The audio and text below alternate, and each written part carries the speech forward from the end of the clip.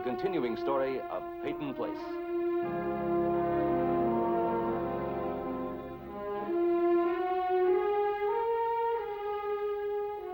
Starring Dorothy Malone as Constance Mackenzie, Ed Nelson as Michael Rossi, Ryan O'Neill as Rodney Harrington, Barbara Parkins as Betty Anderson, Tim O'Connor as Elliot Carson, Christopher Connolly as Norman Harrington, Patricia Morrow as Rita Harrington, James Douglas as Stephen Cord.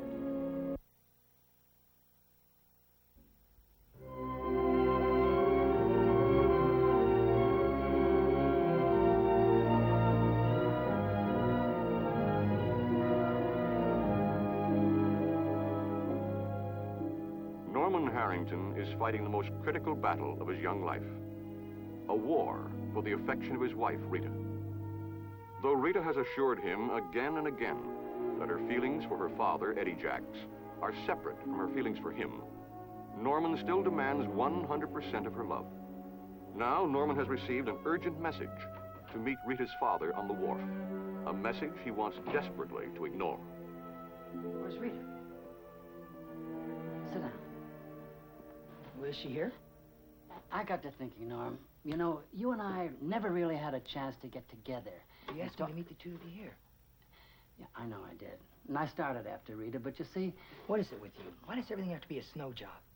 Look, you're here now. Why don't you sit down for a while and we have a little talk? I don't like the way you got me here. No, hold on a second.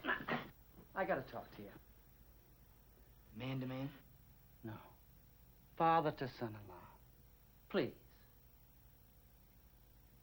Okay. It'd be a terrible thing for Rita if the two men in her life couldn't have a civil conversation. Why don't you stop using Rita? Come on, kid.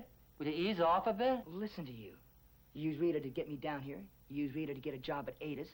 And now you're using Rita trying to get next to my grandfather. Oh, that's a little out of line, son. If there's anything out of line, it's you. And stop calling me son. The name's Norman. But it's the last name that gets you, isn't it? The Harrington. Influence, wealth, connections.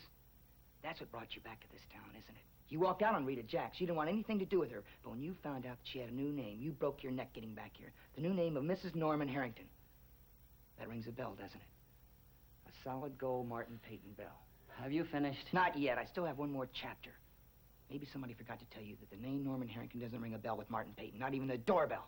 He's out of the race. Scratched. No roses, no champagne, no big money winners, nothing. Zero. Well, that's quite a testimonial. Am I supposed to cry or clap? Just leave Rita alone. You're forgetting something. She's my daughter. You forgot it for 18 years. You don't know one thing about what I forgot or what I remembered. Not about my daughter, not about my wife, not about this town. You don't know anything about me or anybody like me. But I know you. Norman Harrington. Raised in a big house on a hill. Got the sniffles. And 10 specialists took his temperature. Lost a tooth, and somebody stuck a $20 bill under his pillow. But one day he got bored with having everything brought to him on a silver platter. And he'd read somewhere that people who earn their own way have a mysterious happiness. He thought that was romantic, adventurous. So he made a big show of turning his back on everything that he had. But he made sure that everybody saw how hard he was working and how much he had to give up. We even married a girl from across the tracks to make the picture complete. What book have you been reading? Oh, I've had you up to here, Mr. Rebel, Mr. Holy Joe Hero, Mr. Zero. Yeah, I came back when I heard that Reed had married a Harrington. But not to make a touch. Not to see if I could siphon off some of that fortune that you say you don't care about, while you go around accusing everybody else of wanting it. I came back because I've seen guys like you operate before. You rent the attic, and you go without. But it's all just for show. You've always got that crutch. You can crawl back like the prodigal son anytime you want, and you know it. I came back because I want to see that nothing happens to Rita when you've had enough of this just plain folks act. And when that girl from the other side of town doesn't fit into the picture anymore. Shut up!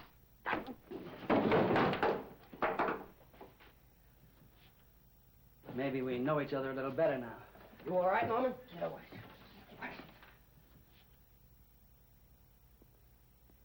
Norman? Norman? Are you okay, kid? Yeah, I'm okay. We shouldn't have lost our tempers that way. Let's keep this just between you and me, shall we? If Rita ever heard about it, you know what it could do to her. It's just between you and me, Eddie. Just you and me.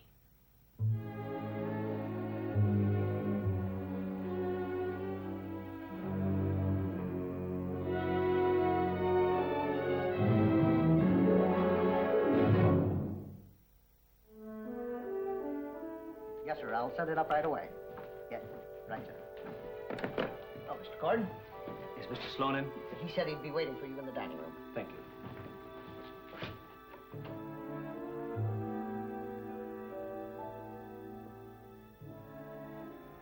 Betty? Betty?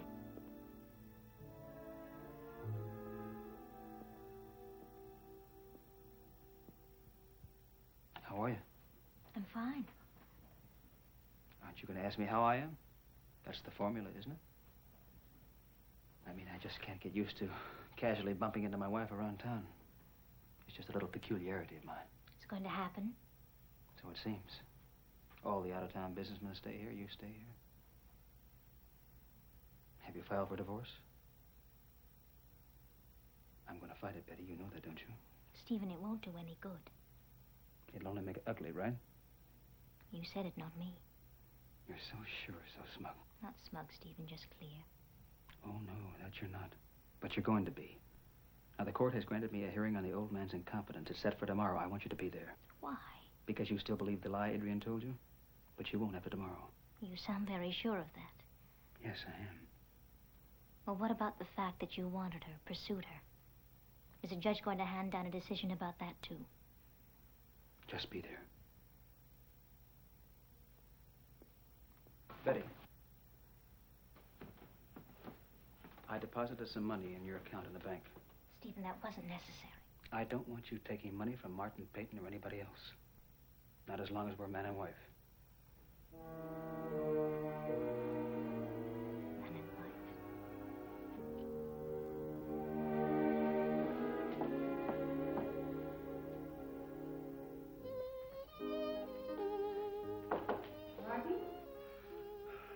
Come in. I'm not disturbing you, am I? Oh, not at all. What is it? Nothing. Nothing. Well, you said something about us having lunch together today. Did you forget? As a matter of fact, I did. My apologies. At lunchtime, I was on the phone with one of my representatives in New York. I ate up here.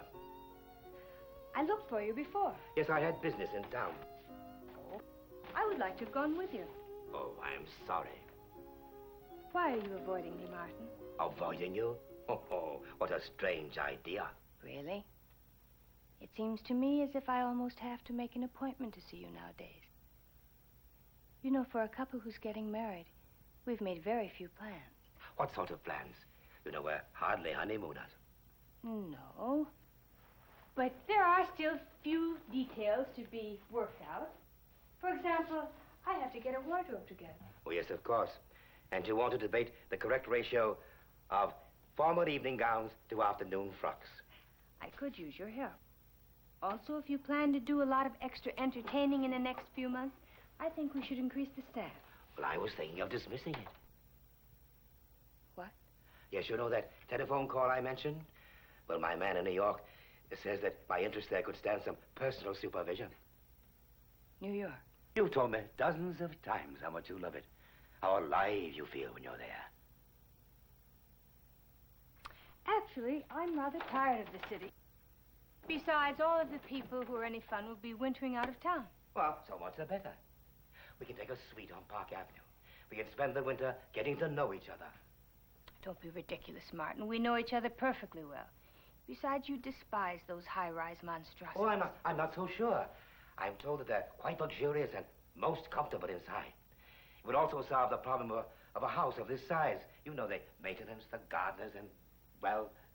You're toying with me, aren't you, Martin? You're not thinking of moving at all.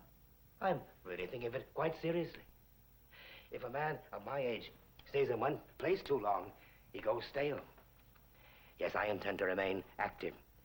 Yes, a change of scene might be just the thing. Philip hated New York. Well, I'm not Philip. Philip adored you to distraction. I don't. He allowed you to drag him to imbecilic parties. Was constantly a witness to your indiscretions. Well, I don't intend to be. I'm warning you, Adrian. If we go to New York, no matter where we go, don't expect to resume the life you led with your former friends. I expect you to behave like a lady, and I demand it. Nobody's told me that since Mother.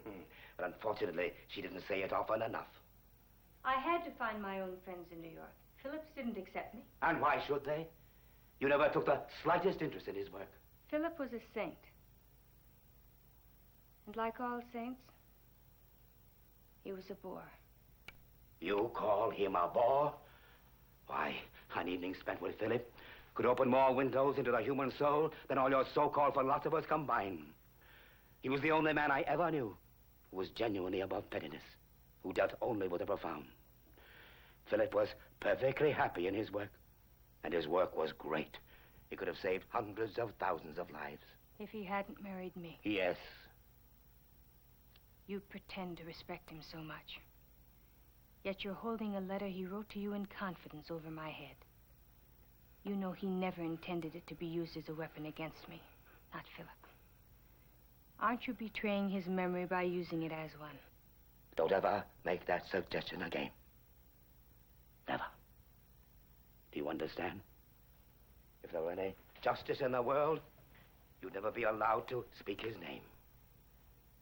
So Martin Peyton has a sacred cow after all. That's why you've been avoiding me. Get out of my room.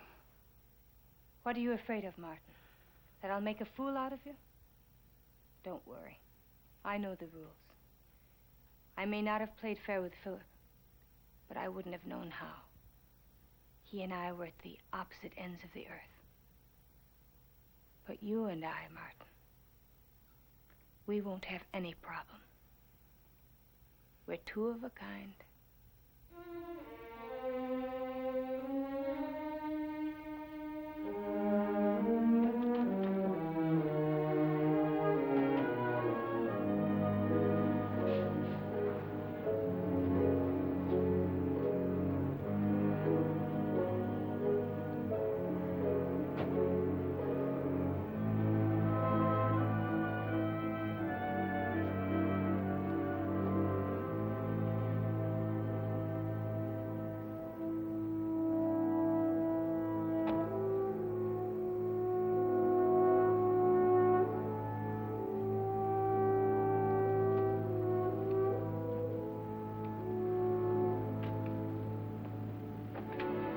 Norman? Oh, grandfather. Did you come down to see your slaves? If you consider yourself a slave, Well, I'll tell you what. You come back in 40 minutes and you and I'll split a peanut butter and jelly sandwich. I want to talk to you now. I'm trying to say it as politely as possible. I'm busy until my break. You're not only my slave, you're my grandson. And that makes your rudeness inexcusable. I'm sorry we had to start this way, Norman, because I have something to ask of you. Go ahead, ask. Get it over with. How do you like your father-in-law? What's it to you?